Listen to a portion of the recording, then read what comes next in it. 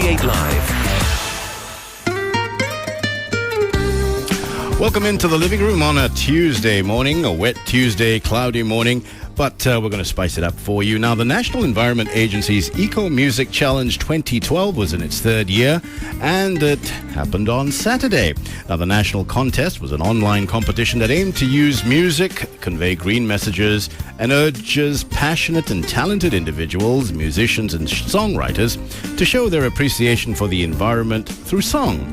Now, besides receiving cash prizes of up to $13,000 in total, the winning song was crowned 2013's Clean and Green Singapore theme song.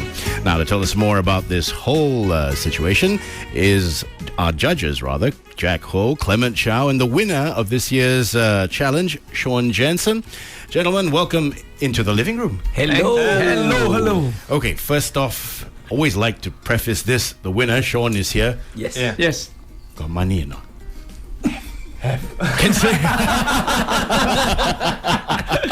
Happy with the prize. Very happy. So tell us how you got started in all of this, Shaun. Well, actually, it was a colleague of mine. She sent me an email, an EDM from NEA, saying that there was this competition. So I thought, it was an interesting thing to do, to write something about the environment, because I've never done anything like that before. So I thought it'd be an interesting challenge to undertake. And we'll hear a bit of Shaun's song in just a while. As for the judges, no introduction needed for Clement, of course. But it is.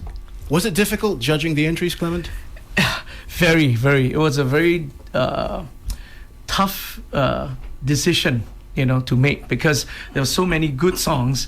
And I think the finals, finally when we settled on the 10, I think it was really... it was quite satisfying, Nerve-wracking at all, just to... just to decide, the top... Actually, everyone's a winner in that, and it's not kind That's what they all say. Yeah, I know. I was just gonna say that, yeah. No, but seriously, if you were in my shoes, sure, you would be kind of torn, because there were so many good songs, and to pit one against the other, it's actually quite difficult because all the genres were different. Yeah. The music. Jack, what do you think? Yeah. I think like what Clement said. They all the songs. I was very surprised. So many different genres from your singer-songwriter to even like rap and even Mendo pop. So and even jazz. and even jazz and the really fusiony stuff and all that. So it was really difficult. I think choosing the song to be number one for us. But we had such a good time. But I think the most important thing was lyrics. Okay. That's the main thing. So it had to mean something. The message was important. Yeah. In the end, it's a songwriting competition. Sure. It's not about how well you play. So the lyrics meant a lot. And in terms of NEA's outlook towards the campaign to come, how does that match practically? So Clean and Green Singapore song, Shaun, where do you draw your inspiration from? Well, I kind of I would say that I wasn't very clean and green a long time ago. But you saw the prize money. I know. I just keep telling you. Sorry. But it's probably, I think it's probably due to this company that I'm working with now. Sure. They have a very a culture where they want to do the eco-friendly. The eco-friendly culture, and it's very imminent within the office itself. So like when we go out for lunch, we turn off the lights, we turn off our computer monitors and stuff like that. So I think it's over the years it's built up in me. So it's it's become like a bit more of a second nature. So I thought writing about something like that would be a bit easier because you actually live something like that. Yeah. Before we delve into the competition proper, let's ask Shaun, did you always have a musical bent, perhaps? Yeah. Actually, I've been playing music for maybe about 10 over years. Yeah. I started playing the guitar, and then the school thing, you get a band and everybody thinks, you think everybody thinks you're cool. Meet a lot of girls, right? Yeah, I met a few. You see, out of the mouths of babes. So, plans, now you've won this. Yeah. I'm not going to ask you how much. Is it in prizes in total? It was distributed, I hope. Yeah, Yes. definitely. My band's listening to this. Okay. So, plans to take this as a full-time job, perhaps? Yeah, actually, I've been thinking of music as full-time job for a long time already. But I've always been trying to balance. You got to pay the bills. So. What would your parents say? Now I'm going to ditch the corporate world and go into music. What would your parents say to that? I think my parents would be excited because my dad's a professional musician, and that's the reason why I actually got into playing the guitar and performing. I actually was playing my dad for a while last year. This year from last year. Playing your dad for what? Playing live. Okay, playing with your dad. Playing with my dad. No, yeah, okay. You're listening to The Living Room on 938 Live. We're talking all about the National Environment Agency's Eco Music Challenge 2012. The finals were on Saturday, and Shaun Jansen came up on top. We'll come back, speak some more with the judges, Jack Ho and Clement Chow, and of course some more with Shaun, and hopefully he'll play us an excerpt from his winning entry. You're listening to The Living Room on 938 Live. Stirring up conversations in the living room on 938 Live. We're back in the living room, joined by judges Jack Ho, Clement Chow. This is, of course, for the National Environment Agency's Eco Music Challenge. And, of course, the winner of this year's challenge, Shaun Jansen. And he's kindly consented to play us an excerpt of his winning entry. What was the title of it, by the way? The World Needs Help. The World Needs Help. Take it away, Shaun.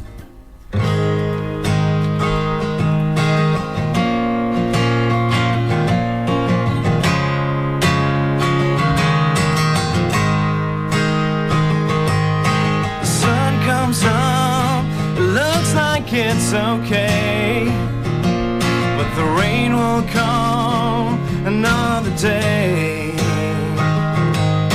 'Cause when you look way beyond tomorrow's door, you see that it's not pretty anymore.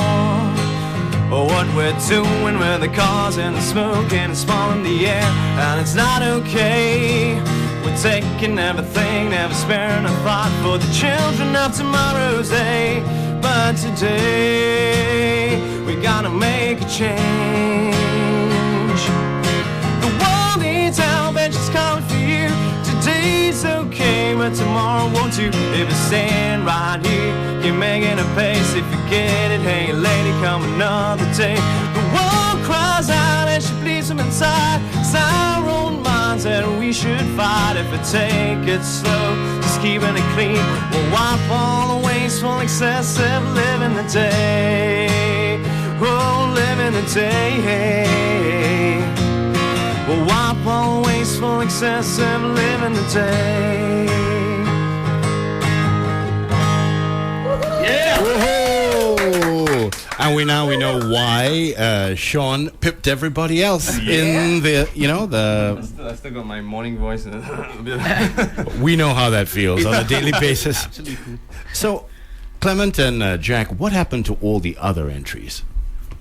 All the other entries who really didn't become the top, are they going to be used in any other form? Well, I mean, we've never talked much about that, but I'm sure that if the song is applicable, especially with NEA's direction or however they want to use it. But for us, definitely choosing the songs from the semi-finals to the finals, I think each stage was such a difficult task for us to really pick the winner. I also understand there was a record number of participants or entries in this year's Eco Challenge.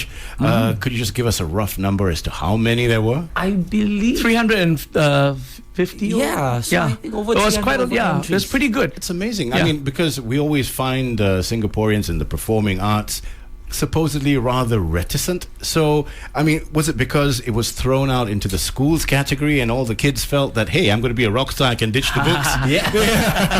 It's the money. You see, it always comes down to the money.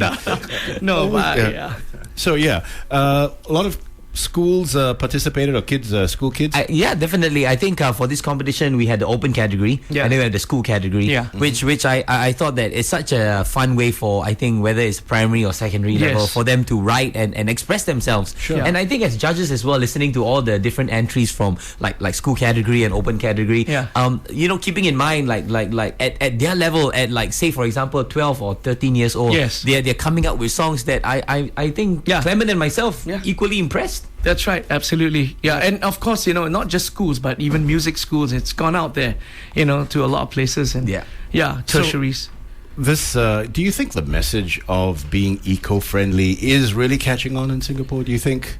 Shaun, I'm going to ask Shaun and of course everyone else. I would think so. I mean, looking at the past years and how the participants have grown over the years, and how a lot more people are, even in the industry, I suppose, everybody's wanting to build green buildings. Everybody wants to be, eco-friendly, safe water and everything. So I think it's a good vibe that's coming up in Singapore. Yeah.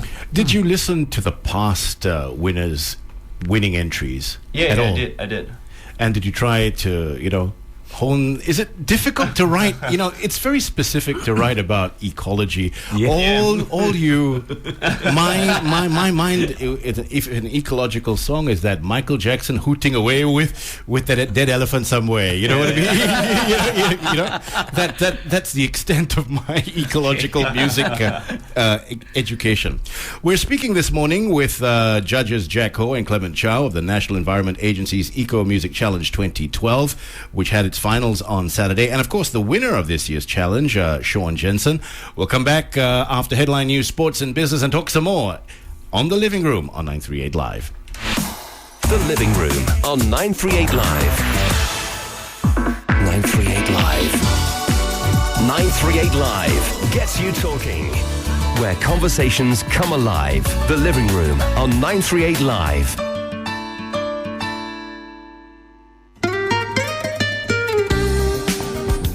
We're back in the living room on 938 Live, speaking with the National Environment Agency's Eco Music Challenge 2012 judges, Jack Ho and Clement Chow, and the winner of this year's challenge, Shaun Jansen, whose song "The World Needs Help" took center stage. So, Shaun, when are we going to be hearing this on radio and everywhere else with the National Environment Agency? I believe there's a recording coming up. So the band's gonna undertake this recording, and then I'm not sure if is it gonna be in in November? Okay. So in November, so we'll be deluged by the the eco-friendly message all through our airwaves and microwaves and everything else in between. So how many people are there in your band? There's 4 of us all together. 4 of us, and you all play an instrument as well. Yeah, we all do actually. How long did it take to get this song up and running? It took me to write it. Maybe the first draft was about a couple of days, because before I started, I had like this idea how the guitar was going to sound, jing jang jang, like that kind of thing. And then what I did was the more difficult part was to put the words to the chords, because I didn't want it to sound too cheesy as well, like you were saying, eco song, Michael Jackson, hooting away somewhere. Yes. So there were stages to it. So I let it rest for a while, don't think about it, and then come back to it again, and then suddenly you get an inspiration, or sometimes when you're out in the day, you listen to something, you listen to a song that you liked before, and you say, oh yeah, I can do this in the song, so you just pretty much take a little bit of everything that you like and you put it into your song and make it your own. So when you put it to the band, were there any final adjustments as well? Yeah, definitely. Because and input. Yep. Because we want part of the pie as well if this wins. Yeah. Because I would say, like, as a part of a band, I mean, it's not just about the lead singer, about what he can sing. It's about what the band can play and what they want to play. So I mean, with the band, it's always been I'll write the basic skeleton of the song, and then I'll show it to them, and then of course each of them will add their own parts in, and that's what makes the song the band song and not just the lead singer song. Yeah. Right. So the input came in. You finally settled it in. What was the process like before you had to be called on stage to perform? Well, the song was selected. I submitted the song because when I submitted the song, it was I think it was like very, very close. It was like 10 minutes before the closing. Oh. Yeah. Really? That's like really? A tender, is it? Yeah, it was really like 10 minutes because there's something wrong with my internet and I had problems. So when I finally went in, it was like 10 minutes before it. So I thought I was like, okay, I'm done. Okay, let's just hope it gets at least somewhere, And then I think it was a couple of weeks later or something like that, I got a call and they said that I got into the semi-finals. So I was like, wow. Okay. So I felt really happy and lucky to have gotten that. Tell us a little bit, Jack, about the mentorship process? Now, each of you had to mentor 3 finalists. That's right. I think just to pick up where Shaun left off. Sure. So basically, they called him up for the semi-finals, and that's where Clement, myself, the rest of the judges got to see the semi-finalists at that point. And then after that, we decided on the 12 finalists, and amongst the 12, 12 finalists divided between 4 judges. Right. So each judge took 3 teams, and then obviously I got to work with Shaun, and it was really fun. Yeah. I think for me, being a singer-songwriter as well, it's really such a really fun process to dive into the song, to make that song more effective, more maybe palatable, more more digestible. Not that it wasn't digestible, but there was a lot of potential to just trim it a little bit here and there, make it a bit more focused, and I think at the end of the day, just to engage the audience from a musical and of course the meaning of the song as well. Clement, was it difficult working with all these young talents? Did you have to wield the whip at all? Oh no, actually a lot of them were very enthusiastic, to be honest. I think they were really ready to listen, and you can tell the attitude. Actually, surprisingly, I mean, I didn't get any attitude from people, and in fact, the bands that I mentored as well, they did what I told them to, and they worked really hard at it. So from one session to the other, you actually see improvements, right up to the point, of the actual competition. I'm glad that Shaun has won of all this, but do you think there's a plethora of these music competitions these days, that everybody seems to be wanting to be a music competition? I'll get my song out there through a music competition. Do you feel there's too much of it, or not enough at all? I would stand on the side of not enough. Yeah, I think in Singapore with local music, I do feel that we are at this point in time that there's so many platforms, from whether it's putting a video on YouTube to entering a competition by NEA. It just keep going. I think more the better. Do you think despite all these platforms available, that our talent is still not coming up to the fore, Clement? To the fore, I think they are definitely coming up. I wouldn't say it isn't, because some of these new bands that coming up, maybe you see the level of musicianship that comes with them. I'm very surprised. Exactly. Actually, I'm not. In some ways it is, but I'm not with them. So, do you think the mindset has changed, that perhaps I can make a living being a musician, or following my passion in music, or is it still at the back of someone's mind? Mum said, get a day job first before you do something else. I think mindsets are definitely changing. Yes. But obviously, I think being in Singapore and our parents are the pressure cooker that we are in. And the pressure cooker and my mum is very conservative, and then when I first took the first foray into doing music full time, that's the first question she'll ask, like, hey, can survive or not? But but I think that the mindset is changing, and as people are being more exposed to all different types of competitions, you can watch on TV or go and watch live in Singapore. Sure. I think slowly but surely. Because I asked the competition question because we've had a slew of people on our program from a cappella. Oh, yes. The a cappella music. Then you have a whole other bunch of, even the brass bands are having a competition as well. And of course, the singing competition has always been part and parcel of entertainment in Singapore. Shaun, where did you hone your skills? Did you do the pub scene at all? A little bit, yeah. Like I said, I was performing my dad for a while. Right. I was playing with my guitarist Adriel for a while last year at a pub in what was that? Holland V. Yeah, so just a little bit, yeah. Talking about the local scene, when you are performing a gig in a public arena, do the owners impose their preferences on you?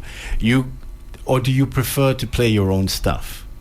Most of the time, we've never really had a very tight restriction on what we can play, because we like to play mainstream songs. So it's kind of songs that everybody likes. So we like what everybody likes. It's simple for us. It hasn't been much of a problem. Because I'm being facetious, because every time I go to a bar and inevitably someone's playing Rod Stewart, I'm Sailing, and it can be wherever I am. It could be a different thing. I'm just seeing a different color. So your own stuff, do you play it at all? You mean our own Yeah, originals? your own originals, yes. We don't do it at pubs, but when we do our own shows, when we get to play events and stuff like that. So I mean, we want to showcase something that represents the band. So yeah, as much as possible, we like to play our originals. Yeah. How difficult is an original artist? Is it for an original artist to get their music out there and their original stuff? Well, I suppose I feel that it was difficult before.